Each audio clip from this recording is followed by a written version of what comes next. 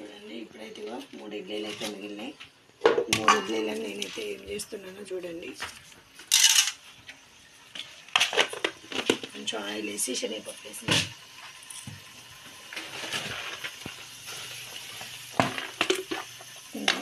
పల్లీలు కూడా వేసాను.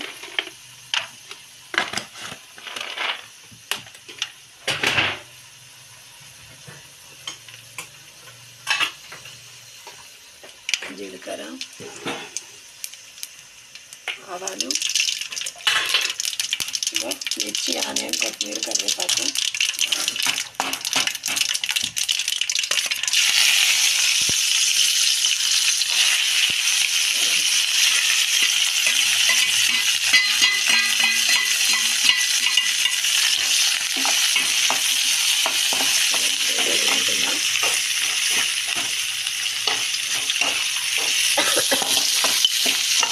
మీరు కూడా మీ ఇంట్లో ఎప్పుడైనా ఇడ్లీలు ఇలా చేయండి, చాలా టేస్టీగా ఉంటుంది.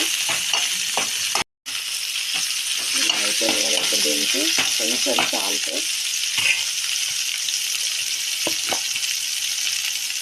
ఆల్రెడీ ఉప్మాలో ఇడ్లీలో సాల్ట్ ఉంటుంది కాబట్టి కొంచెమే వేస్తున్నా సాల్ట్ అయితే.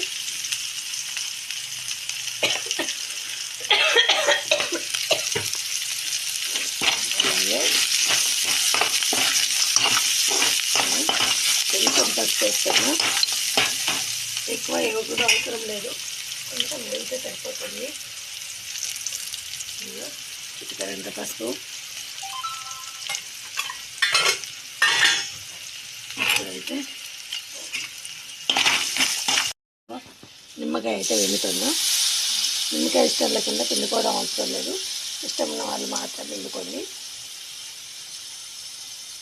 అదేంటిది, ఇది ఇడ్లీ మిగిలింది కదా, దాంతో ఇలా ఉప్మా లాగా వేస్తున్నా. చూడండి ఇప్పుడైతే ఇడ్లీ వేసేస్తుంది. సరేనా,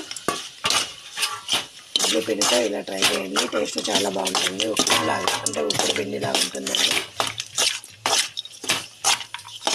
ఇలా ఎంతమంది ఇలా మిగిలిన ఇడ్లీతో చేస్తారో కూడా కామెంట్ రూపంలో కామెంట్ అయితే చేయండి. ఓకేనా ఫ్రెండ్స్, మరి మీకు కనుక ఈ ఉప్మా నచ్చినట్టయితే లైక్ చేయండి, షేర్ చేయండి, సబ్స్క్రైబ్ చేయండి, పక్కన బెల్ గంట కొట్టడం మాత్రం మరొకండి ఫ్రెండ్స్. టేస్ట్ అయితే చాలా బాగుంటుందండి. చట్నీ లేని పక్షాన అయితే ఇలా వేసుకొని తినచ్చు. బాయ్ ఫ్రెండ్స్, బాయ్ మరి.